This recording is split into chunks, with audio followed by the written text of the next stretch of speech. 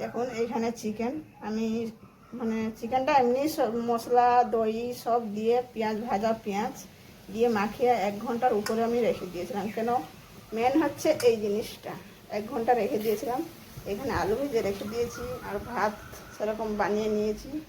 এখানে পেঁয়াজ ভাজা করে রেখেছি আর এখানে যে বসিয়েছি এখন মাংসটা কষবো। এই দেখুন সাদা তেল দিয়েছি, ওর মধ্যে একটু ঘি দিয়েছি, তেজপাতা দুটো দিয়ে দিলাম, দিয়ে এই যে চিকেনটা রেখেছিলাম ওর মধ্যে আমি দিয়ে দিই। এখন আমার ওই যে চিকেন এই সব মশলা সব হয়ে গেছে। এবার যে আমি এখানে ভাত দিয়ে দেবো। আমি এখন ভাতগুলো সব দিয়ে দিলাম ওর উপরে। পেঁয়াজগুলো ভেজে রেখেছিলাম দিয়ে দিচ্ছি, পুদিনা পাতা ধনিয়া পাতা বিরিয়ানি মশলা, এখানে দুধ কেশর কেওড়ার জল গোলাপ জল সব এখানে রেখেছি, দিয়ে দিয়েছি একসঙ্গে, ওকে দিয়ে দেবো এখানে। তারপরে চিকেন আলুগুলো রেখেছিলাম ওর উপরে আবার দিয়ে দেবো, সব চিকেনগুলো দিয়ে ওর উপরে আবার ভাত দিয়ে দেবো।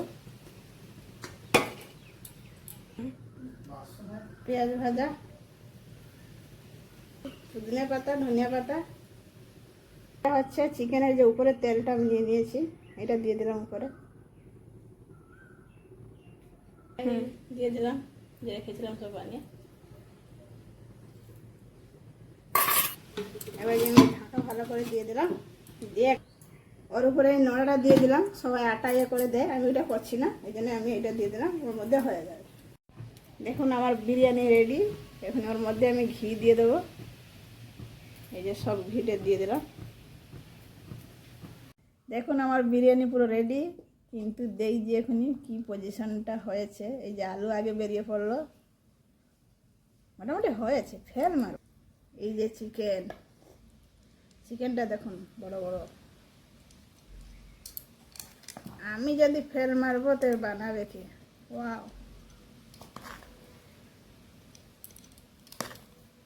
আমার মেয়ে বিরিয়ানি খাচ্ছে, এই যে দেখুন কিরকম হয়েছে বল। ফার্স্ট টাইম, এই যে ফার্স্ট টাইম বানিয়েছি, দেখুন মানে মোটামুটি খুব ভালো হয়েছে।